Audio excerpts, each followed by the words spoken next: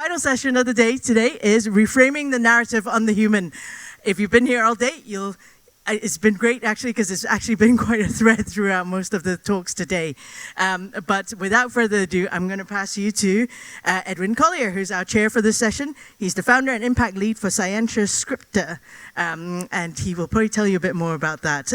But I'm going to pass you to his very capable hands. Thank you very much. Hi everyone, well done for getting through to this bit. I realise it's 4 o'clock and we're the last thing between the AI lates that's going on here, so, but thanks for joining us. I think this session is actually going to tie in very nicely to what we've just heard, so, and it's all about people. We've got a great panel here, and rather than me reading their biographies to you, I've asked them actually to introduce themselves, because then they can decide what they're going to disclose to you and what they're what they might not. So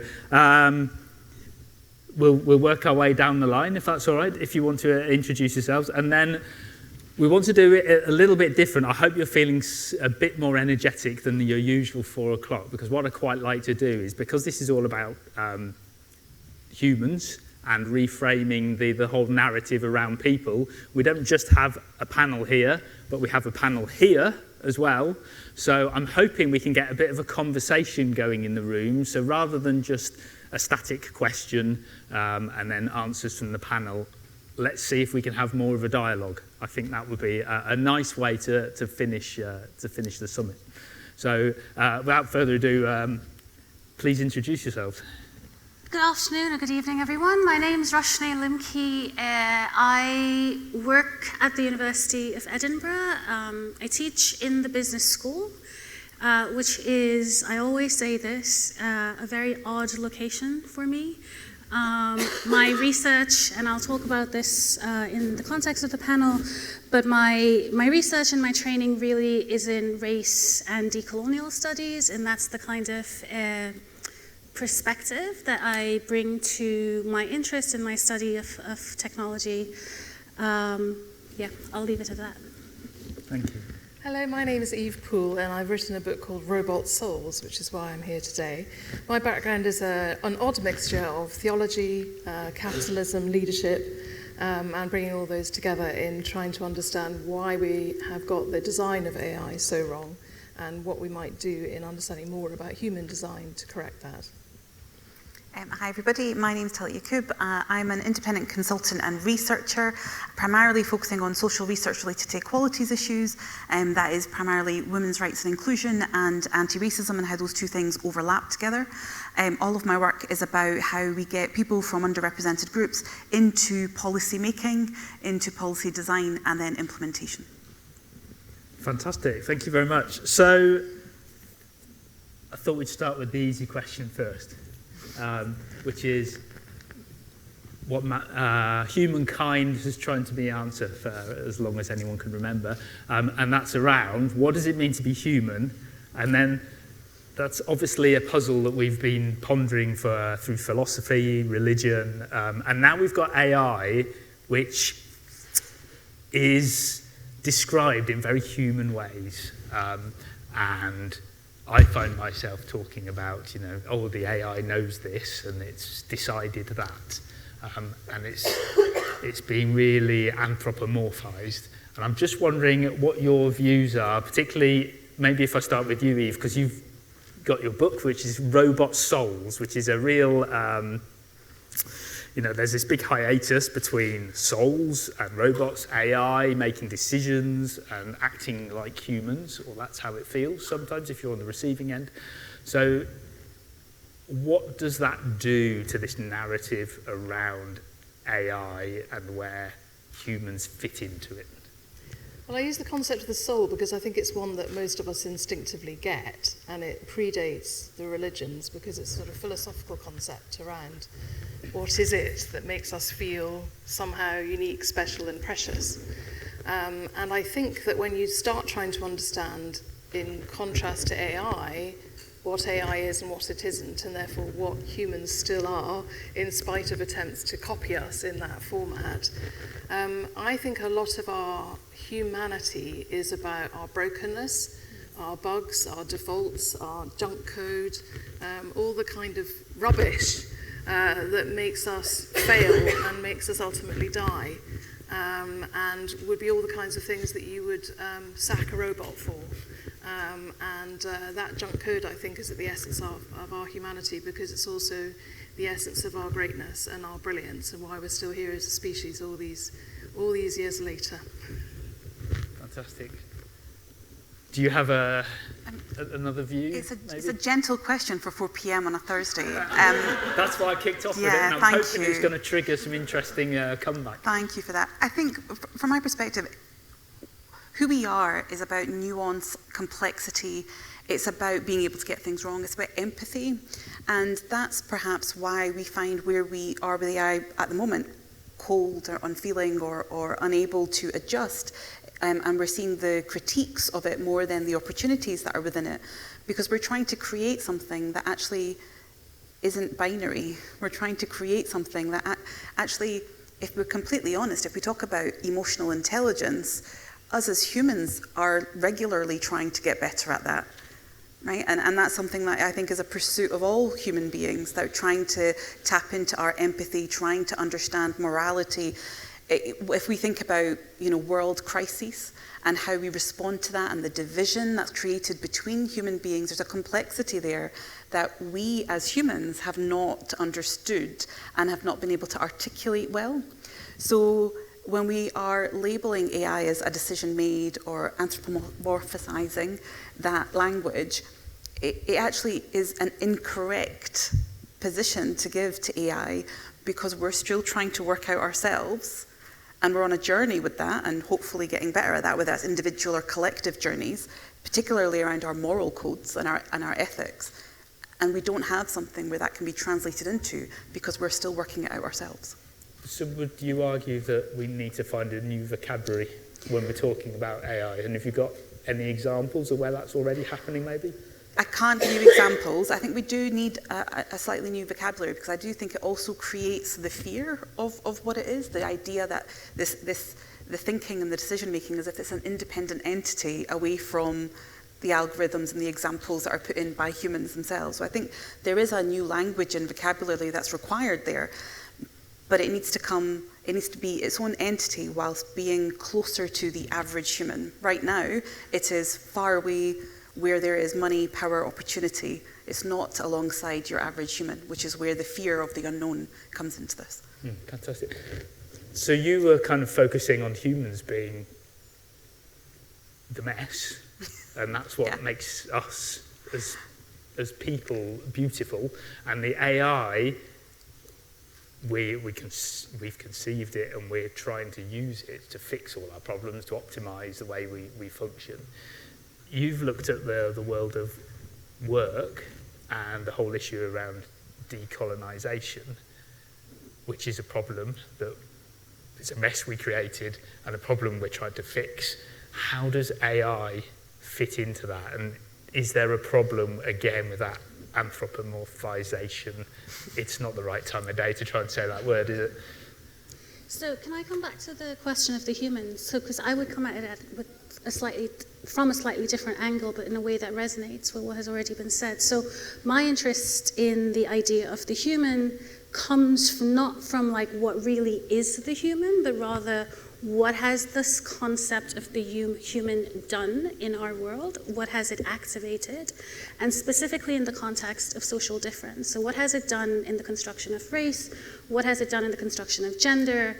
To produce kind of differences, but also to legitimize inequality in those differences.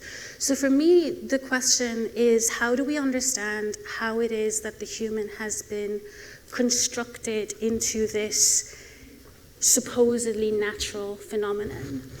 And the answer for me is, and this is where it kind of links to AI, so the answer for me is that it's been constructed as this rational entity that must exist in the world, act in the world, through the exercise of mastery. So we master the world around us. We impose ourselves on the world around us. We create the world in our image through kind of rational action, through rational thought, etc. That's what That's how the human, in my understanding, has been constructed, which then produces all of these kinds of racial, othering of human life. And that kind of relates to the idea that I think there is a necessary binary that has been constructed between the human and the machine, because the machine has been made to represent the perfect way of being in the world, right? Precisely because we cannot achieve the ideal of perfect rationality and mastery, right? Because we are messy, because we are chaotic. So it's that humans kind of have to aspire to be the machine rather than machines reflecting what it means to be human. And I think that's partly that's how I kind of see AI being constructed, or the kind of underlying, the motivating force around AI is not just to kind of dominate the human, but actually to kind of produce a model of what it means to be, or what it should be, what being in the world, being human in the world should be. So is your argument that the AI systems are the exemplar of what it is to be human and what we've been striving to do as society? That they've been set up that way. I'm not suggesting that they need to be that way, but I do think that is the kind of underlying logic in terms of how AI is conceptualized and operates. Yeah. Okay. And if I may say, it's a moment in time as well in history where, if you think about the kind of intellectual ground of all of this, it rests on probably Thomas Hobbes talking about train of thought as a way of articulating what happens in our heads, and has set up this model where humans have a thought that beautifully proceeds from A to B to C, such that you could copy it digitally. Now, we all know sitting in this room that you haven't just been sitting here having an A to B to C thought. You've been having, is it time to finish, and I'm hungry, and did I go to the loo already, and what did she say again? And there's a whole load of stuff going on in our heads, and it's so complex we could not possibly copy that. So we have sort of top sliced something which, since the Enlightenment in the West, we thought was exemplary in terms of what a thought might be, such that we would therefore go to all these lengths to copy it in wonderful variegation towards AGI, but what we'll get is a very partial, very specific, very Western, very time-based version of human intelligence. Fantastic. Talking of thoughts going from A to B to C, I'm keen to capture some of those fleeting thoughts from the people here. I'm looking down at Slido to see if there are any questions there. So, any responses from people around this whole idea of the humans are imperfect, the AI is being framed around that aspiration for perfection? Any thoughts or feedback? Somebody in the second row there. Thanks. Hello? Okay. Thanks for the discussion. Actually, when you guys were explaining and talking, it just triggered something that, especially when I'm in the area of AI, they develop technologies, and I kind of identify a key flaw here, because, we humans, we have different perspective, okay? Each of us has a different persona. And when we make a decision, there is a traceability that comes from how we learned, where we have raised, what interactions we have. So there is an accountability.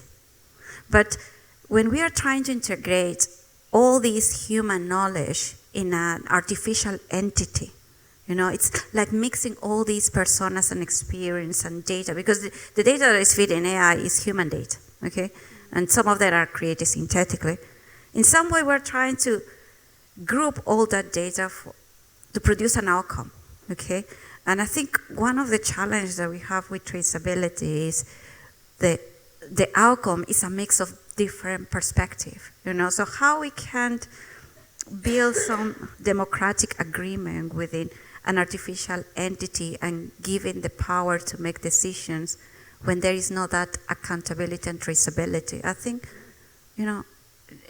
is it not safer just to rely on humans for these critical decisions and use AI more like an aid tool for things that we are able to control? So, Tara, do you want to take that one? I can do. I think it's really interesting. I wonder what we mean by safe when we say humans and making the decisions. Because if we're talking about global decisions, if we're talking about political decisions, I'm not sure we could say we're in a particular state where it is well-informed decision-making happening. I'm not going to make a political point. I can do that after.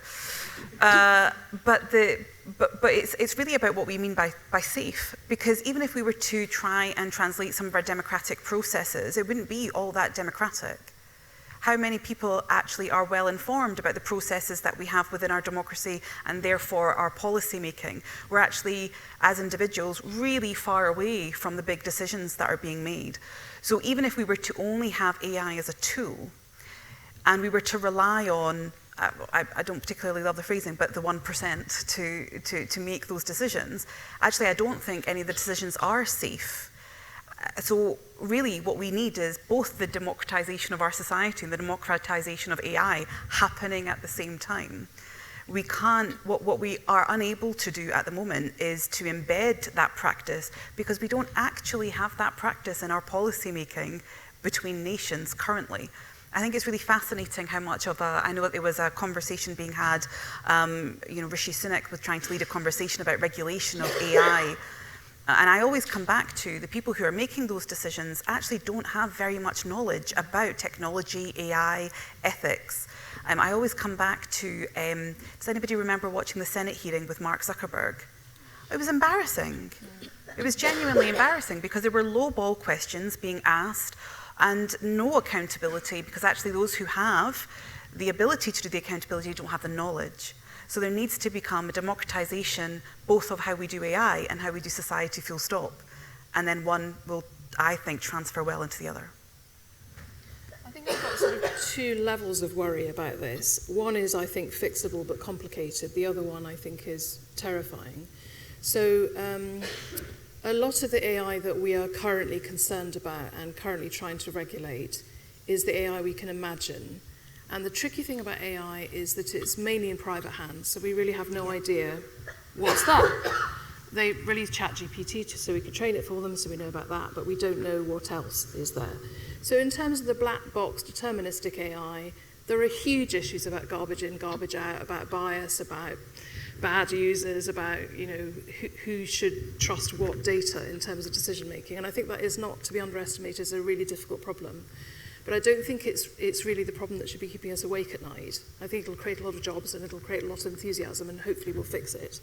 The thing I'm really worried about is the frontier AI, where we are, for the first time, most of these things we've designed in the past have been tools to help us make our jobs easier, make life easier, help us walk better, help us see better, all those things.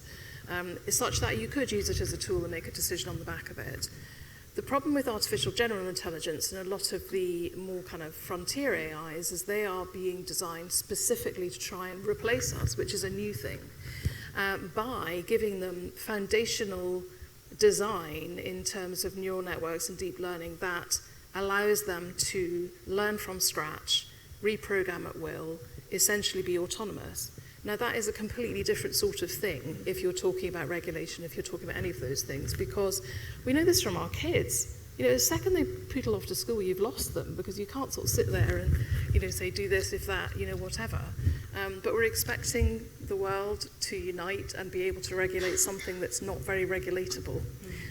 So I think it's very convenient for those who are in power at the moment to be making us all panic about algorithmic bias and what do we do about the kind of black box stuff, because it's absorbing everyone's attention and quite a lot of public money. The thing we really need to get right is what happens next, because that's already happening. And we're so behind in even thinking philosophically about what that might mean when we have autonomous, we can already see it being used in terrible ways in the world, but we haven't really thought about what that really means for us. Do you have, in terms of the world of work, Eve's kind of said that what's coming is being designed to replace people. Obviously that, and the way it's argued a lot and talked about at the moment is, the robots are coming, AI is going to take our jobs. is that something that businesses want because they have the money and going to invest in it if it's going to, increase their profits or their revenues? So that's an issue. Is this something that we need to be very wary of and get regulations in place very quickly, or is it going to get out of hand very fast, do you think? So, I don't necessarily think it is a problem if human beings are replaced at work, because I think work is a problem, right? Conceptually, work is a problem, and I don't think we should be aspiring to hold on to work. I don't aspire to hold on to work. So I've just come from, I teach a course at the university called The Future of Work, and I've just come from their kind of final oral exams that I hold with them. And this is one of the things that we talk about is, what does it mean when kind of automation, et cetera, is intended explicitly to kind of replace us? I think that intention inherently, I don't think, is a bad intention. I think the problem is that in order to live in this world, we have to work. There's an attachment, a necessary attachment to work. And there are people, and they might be kind of utopic in their thinking, but there are people who kind of argue, we shouldn't be dismissing human obsolescence. We should be aspiring to it, because actually, if all of the kind of mundane things that we need to do in our lives are taken over by tech, we can actually be more human than we currently are. And our humanity is actually degraded by the fact that we have to work, right? And when I say work, I mean specifically economic activity as work, not human activity in the world. So I don't necessarily think fundamentally being replaced is a problem. I would love it. But I do think that there is something to be said about the rationale for the replacement, right? And from that perspective, I actually don't think regulation would work, because it is actually in the benefit of the capitalist state to have an underclass, right? So replacement of workers is actually something that the state benefits from, and they're unlikely to regulate, in my opinion. Not this time, though, because all the other innovations have taken working class jobs. This is the first mega innovation that will take high rate taxpayers' jobs. So actually, this is why it's political, because it's coming for all the posh people. And it's coming for all the people that had university degrees and went off to the professions, and the professions are going to be wiped out. So it's actually a different sort of political intervention this time, I think, in terms of threat to jobs, and also politically to livelihoods and taxation. So I'd agree with a lot of what you say about how we define ourselves in terms of activity, whether it's paid or not, what we do. All these innovations are an opportunity to revisit that, but I think the politics of this is different because of the level at which it's going to take jobs away. Oh, we've got a question in the audience. And there's some coming through in Slido now as well. So. Hi. Well, reading books, I haven't read Robot Souls yet, but, listening to various influencer professors and professionals, I would say that at the moment AI is considered like a co-pilot. It's not considered to, take over our job and that's it. I'm aware that there are sectors in the UK where it's very difficult to find people to work in. So sectors like construction, where AI is considered more and more because they cannot find people to work and they don't know how to progress their work. Same with manufacturing and so on. So I agree that maybe one day machines will take over the actual economical work. But I think the problem now is to reflect on what kind of society we want to have. Because obviously, if that economic matter is taken in consideration and resolved, so, of course, taxes and so on, but I think we're talking about the future where if a robot will take over or AI machines, then taxation will be solved as an issue.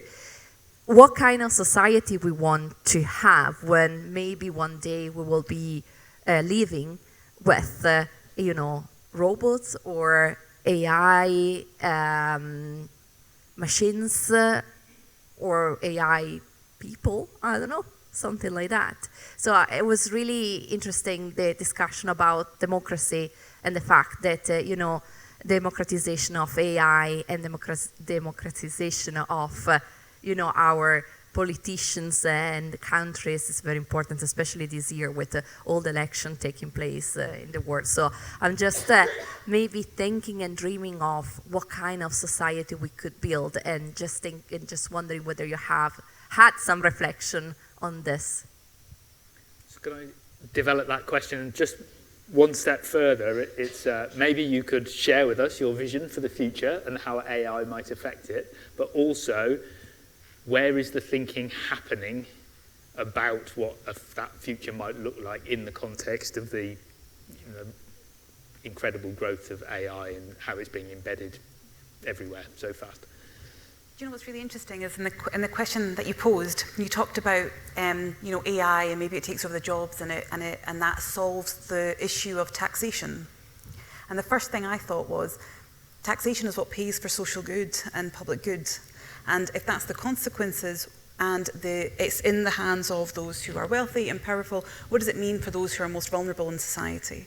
If we're talking about construction being difficult to recruit for, actually where we have the biggest crisis right now is social care across the UK. So it's fine to talk about it where it's convenient, but what we can't have is a conversation about jobs that doesn't look at where people are most vulnerable, where they're in most precarious work, where they are low paid, but they are doing some of the hardest jobs in society that require human empathy, human engagement, respect, dignity, and care. And my concerns about all of this is when we talk about AI, we're not talking about it often in terms of how do we support people to do those jobs alongside the growth of AI whilst being paid well to do that, whilst skilling people up to do that. We talk about it as very disparate industries. So one of the things that I've always found quite astonishing is that we have either opportunities to go back to university, to do a degree, to learn more about AI, to engage in £6,000 courses to learn more about AI, but actually where is it being made engaging and part of the CPD and growth and support and development of some of the low paid jobs, so that there is an opportunity for AI to exist and job growth for people to also exist. Whilst I appreciate that I'd like to not work full stop, I think there's a journey that we go on before we get there, which is about respect in work, dignity in work, well paid and non-precarious work. And I think until AI can be a solution for some of that, I don't think it's a solution for the things that matter until it's looking at those vulnerabilities first.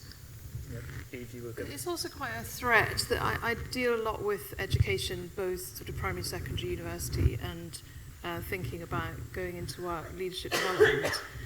And there is a sort of cumulative problem about learning loss. So they're already finding, of course, that teenagers don't want to struggle, they'd rather be out with their mates. If you get ChatGPT to do it, why wouldn't you? It's cool. So you have this problem that there's quite a lot of kids using ChatGPT to skip learning. Because why would you struggle? We know about the teenage brain, we know that it's not incentivized to sort of think long term and go through the pain. There's no point. So you skive. You get to university, it's now so ruinously expensive, you have to work round the clock to pay, so you don't have time. And they're piling on all this work, so you have to use ChatGPT in order to get your essays in order to get the grades that would at least give you a chance of getting a job when you leave. So more learning loss at that level. So you arrive in your fancy pants professional job thinking that you've got this nice 4-year development track where you can kind of skive about bag carrying, going to meetings, getting told off about doing the photocopying wrong and all that stuff, where you learn the trade such that you can become a fancy pants partner and get a brilliant car and swan around, Verbier skiing all the time. But the problem is, firms like Denton's, big law firm, have already bought Fleet AI, which means those 4 years, those kind of training jobs are now done by the kit. They're all done by bespoke AI. So you've got all these problems where you've got sort of gaps in learning emerging in a way that we've never seen before. And we have got no way of having that conversation with kids, which is, it's good to struggle, because why would they want to do that? Because we're not really figuring out, by starting at the end, what does wisdom really mean in terms of senior people who are leading us. We assume it's because they're great at decision making because of wisdom, or they can discern emotional intelligence maneuvers or political maneuvers or power maneuvers that would make that all work all the way back through the system. But we're not getting so detailed about what that is in terms of humanity and development to be able to work back through the chain to say, look kids, if you want to become that person with corner office and the fancy car, you do have to struggle a wee bit now because of this neuroscience we know about that will help you build things in your head that will be resilient and permanent for you to be able to draw on in the future. So I think we're at a slightly tricky point in the development of AI and the development of pedagogy, which is they're not matching up. So a bit like what we've just experienced with COVID, there could be a lost generation here if we don't get on that case pretty quickly, I think. So there are some serious gaps that need addressing. Just want to pick up on that idea of incentivizing to have the fancy pants car and be in the C-suite. We've heard earlier in the day that actually the important thing about being human is the connections between people. The word joy came up, which was great. You know, that's a value that we can focus on. Just thinking about bringing the human back into the narrative, how do we have those conversations and stories with people rather than the, you know, if you want the fast car, and especially in a world where work may not be like we know it today, how do we bring that human perspective back into those conversations and maybe make the incentive to struggle today is not about being a leader in a big business, but actually trying to embrace that humanity and the connectivity between us and seeking joy. I think joy isn't something that we're coding into AI, so it's not currently valued at societal level as something that we would want to replicate in that kind of ideal digital version of ourselves. So where we started off saying that a lot of the thing that makes us special as a human is our junk code, which includes things like the capacity to feel joy, to feel pain, to grieve, all of those things, to tell stories, a lot of the things that were talked about this morning. We have to rediscover those and double down on them. So all this investment in STEM, great to attend to a deficit in diversity that we have as a short-term problem. AI can already do STEM to the level at which we need it done for an awful lot of situations. What AI can't do is all those human things about joy and storytelling and stuff as well as we can. So there is something about rediscovering our humanity and relishing it and valuing it and investing in it and thinking about what it would be like not to work in dreadful jobs that make us feel awful at all levels of society because of our humanity. And then maybe if people are delighted by being human rather than feeling a bit of ashamed about it, then we might have kids who want to struggle because they know that's part of being human and it's a very particular thing that no robot will ever feel. Fantastic. Does anyone have any response to that? I love talking about joy because it lifts everybody up. So, gentleman here. So my name is Mohammed, by the way, and I'm going to read your book. The thing is that the title of the session is Reframing the Narrative of the Human.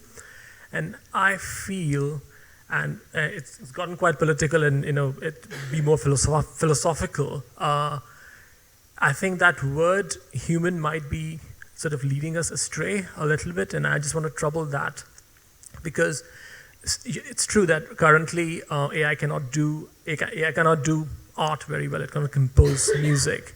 But we do need to consider the possibility, because it's a real possibility that pretty soon, maybe next month, maybe in 10 years, it could very well do that.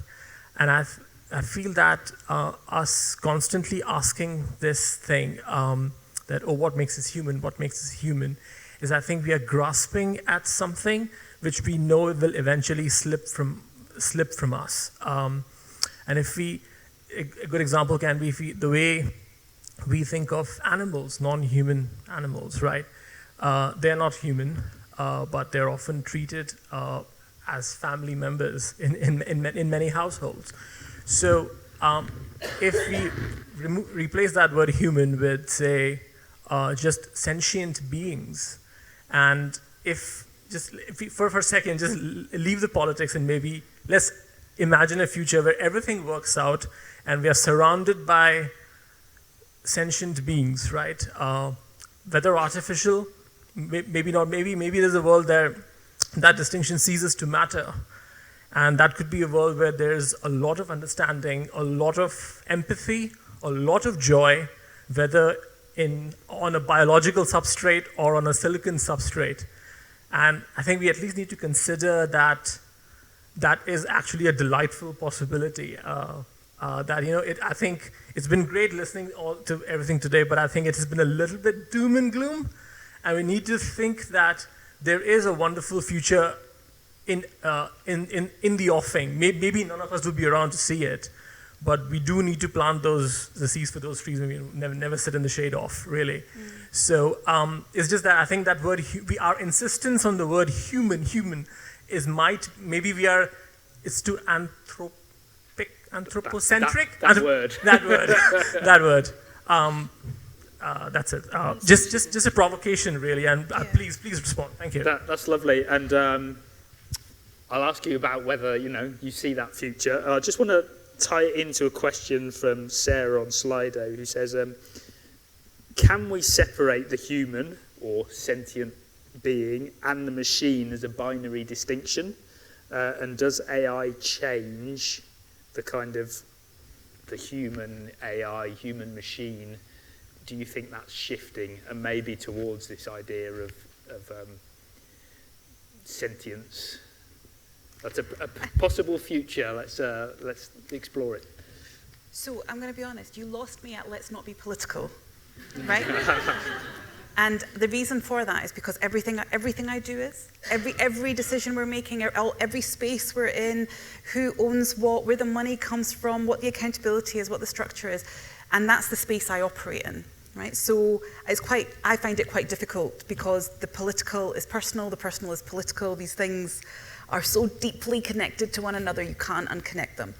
I see what you're saying about, the joy, moving away from the doom and gloom, but that is inherently political. And so forgive me, Steph, this was inevitable, right? And I'm very sorry in advance. But the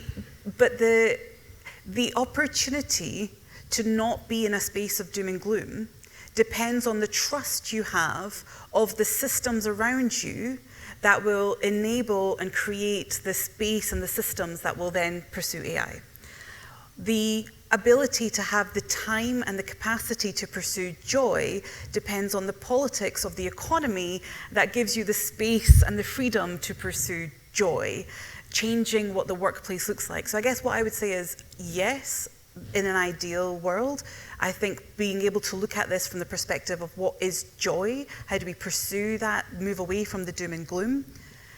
But there are fundamental aspects of systemic inequality, undemocratic systems that we have to unpick ourselves from to allow ourselves the space to pursue those objectives. And I'll stop there. So I have a daughter who's got a great line, one-liners about dismissing people, and she's got this thing called main character syndrome. She's like, well, she's got main character syndrome. And I think that's our problem with AI, is humans have got main character syndrome. And we get obsessed about this because we're in charge, apex predator, we write the rules.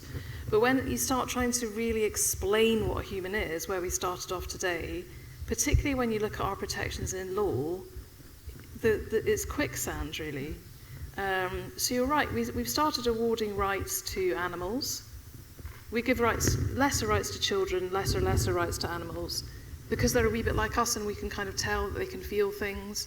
We're starting to think maybe rocks and rivers and stuff can as well, so there's some geographies in the world where legislatures are starting to introduce rights for the rest of creation. We're not quite ready to think about robot rights yet, but we've given corporations rights, not because they're sentient, but because we want to sue them. So there's a whole load of stuff going on here about who we think we are compared to everything else, because we're main character syndrome. And there is something about us taking a long, hard look. And that's a really difficult existential crisis that we're going to have, which is there a point to being human? Do we have any right to be here? If you have a belief in evolution that is about improvement, constant improvement towards perfection, then if AGI is better than us, we should just hand over the keys and push off, because actually that should be the culmination of our evolution.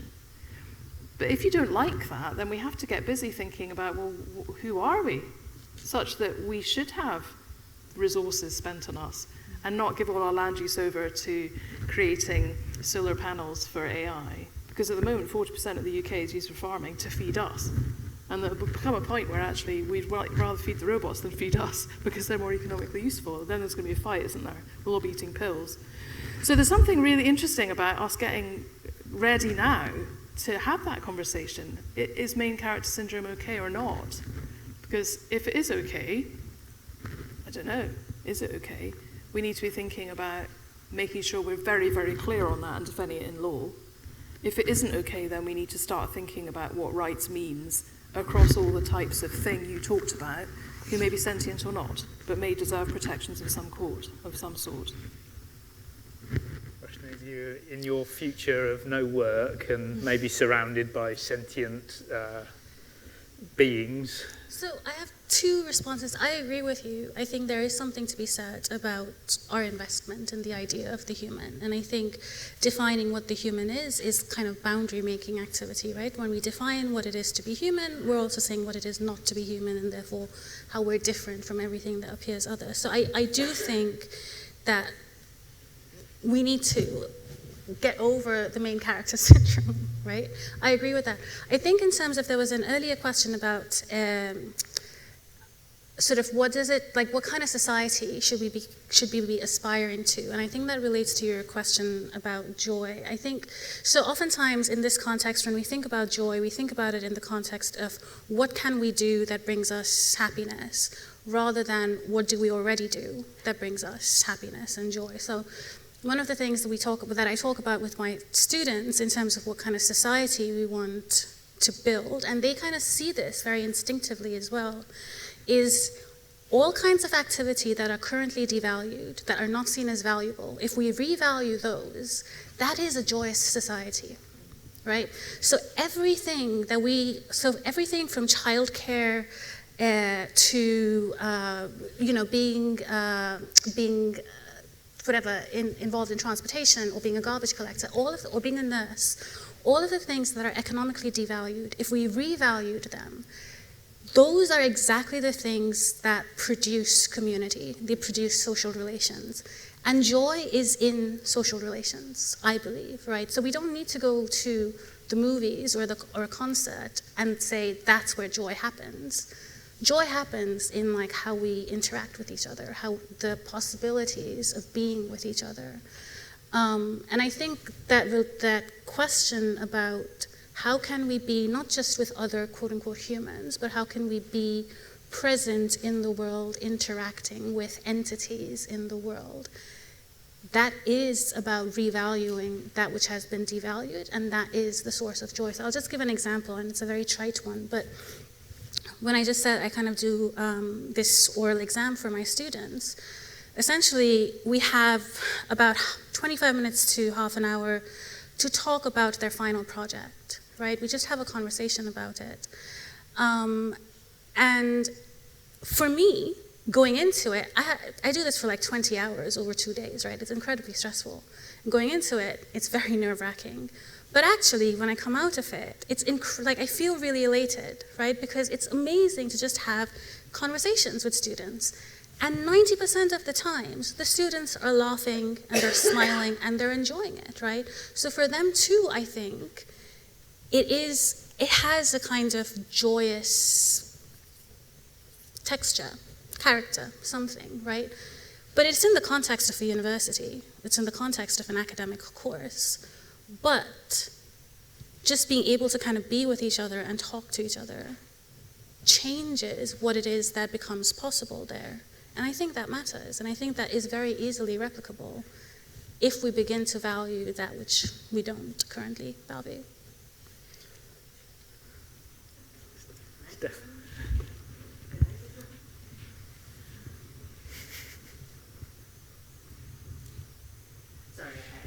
Stay quiet on this one, because I want to agree with Talat, absolutely. Because I think we all need to recognize the privilege we have here in the room, talking about, oh, let's not talk about the doom and gloom, let's talk about the joy, because we can be in a position to do that. There are many people that are being impacted by technologies that don't have that choice, to talk about sentience and consciousness. And I think, and it is that attitude that talking about fairness and trustworthiness and ensuring that technologies don't exacerbate inequalities and unfairness in our lives is seen as doom and gloom. Because in a way, I know you didn't mean it that way, but to say these kind of conversations are a bit doom and gloomy kind of says you don't care about people, about what matters to people. And one of the things we wanted to do today was to center some of these conversations that don't happen at AI conferences, because we talk about AI, and yes, absolutely, AI is, I love AI. I think we can, I see a potentially amazing future for AI, but we have to make sure that it's not just for those of us privileged enough to be able to be in a position to talk about it, to do something about it, because there are many people that do not have that power to have these conversations, to affect change. And I think that's something that we need to not forget when we're talking about this, because this is why, this session was about, let's not forget people, because it is people who create these technologies, people who make the decisions to deploy it, and ultimately people it impacts. How do we shift the conversation to that? Because, you can create an algorithm that will make someone a lot of money. And that's nothing wrong with making money. I think, that's ultimately what companies are set to do. But how do we put, guardrails in place so that they're not at the expense of people and not at the expense of society? So sorry, I had to come in there. But absolutely, it is, unfortunately, everything is political. And it's nice to be able to say, yeah, let's not be political, let's talk about sentience and let's talk about consciousness, which in itself are actually concepts that aren't very well defined. And this whole sentience conversation was all the rage about a year and a bit ago, when obviously the Lambda thing and the Google engineer who said Lambda is sentient. And there were lots of conversations about it, but then you had these conversations where actually no one really understands, consciousness definitively or sentience definitively. So yeah, sorry, that's my 2 bit. That's fantastic. I saw a hand go up, a few hands raised at the back.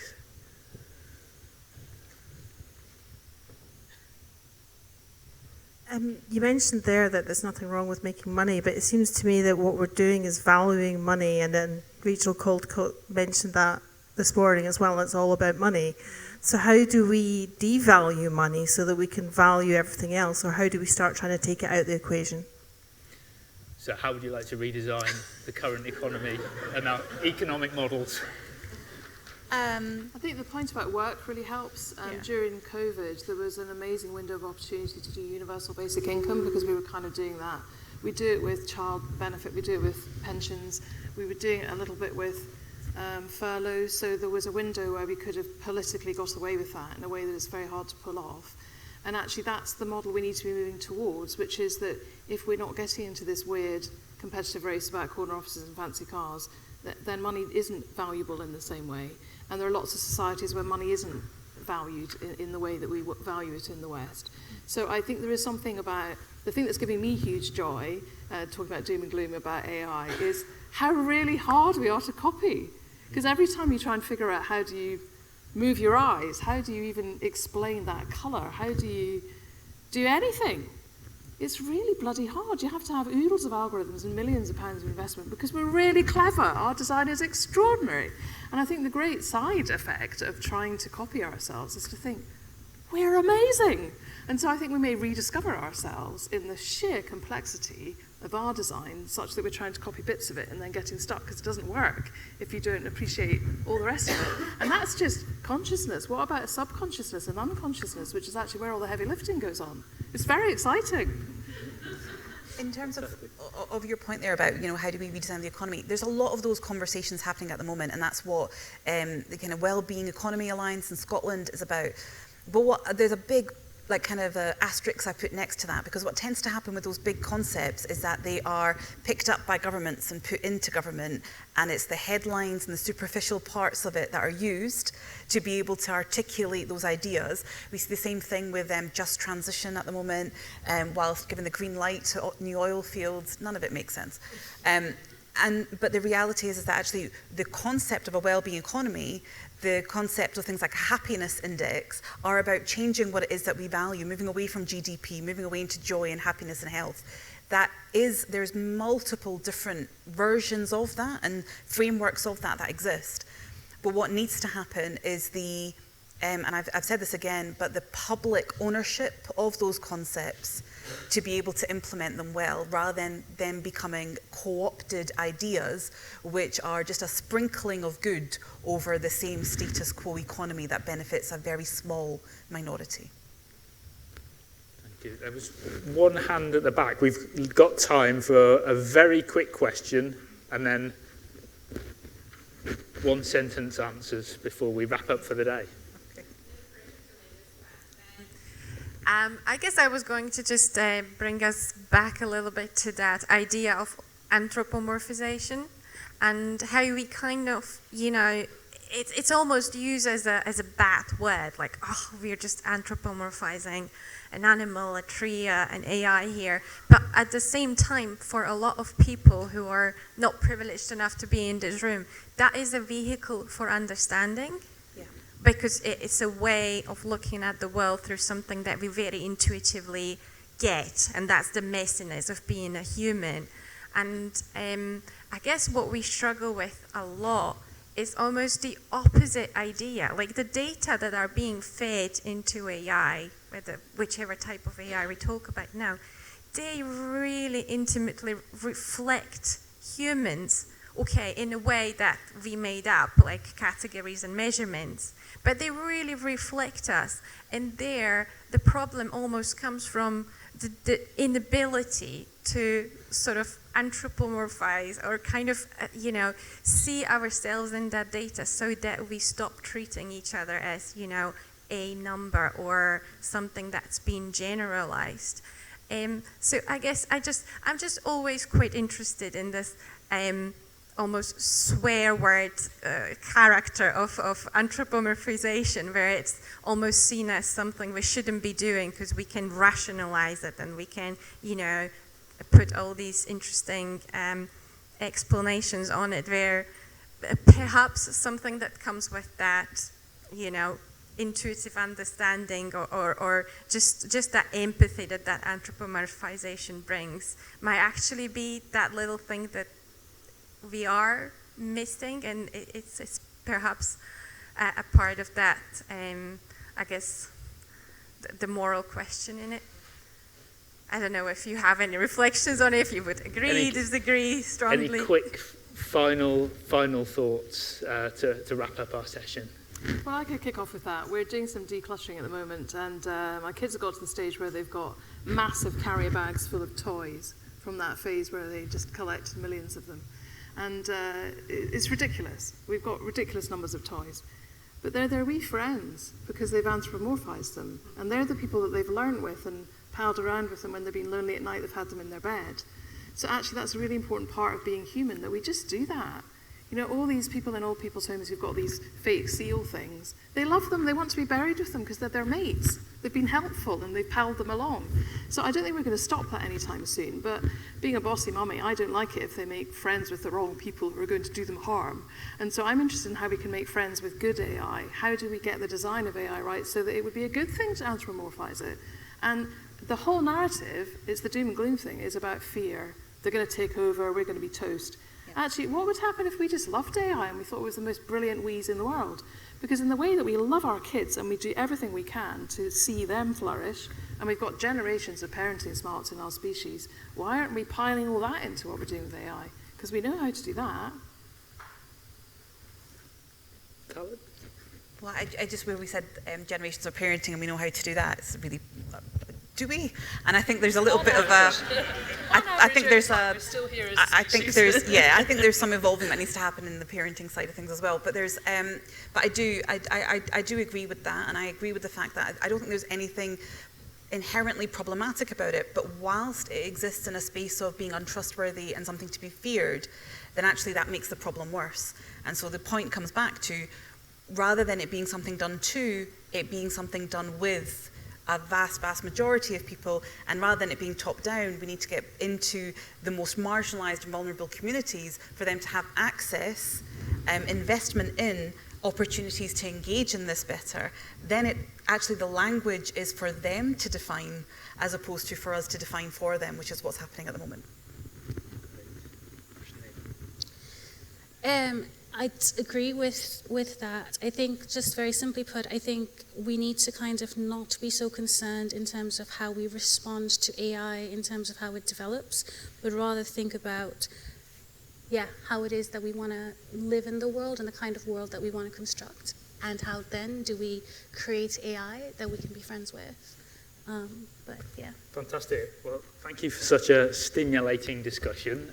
We've gone from the very philosophical to some very practical advice, and I think the call is to reflect on the future that we're looking for and how AI fits into that in a way that becomes a joyous friend, and it's doing it with it, and that keyword democratization, and thinking about who might be missing out, who's not in the room while this is all going on and being developed, and maybe that's what we need to reflect on as we go off. Thank you very much. Thank you very much to our panel. Thank you.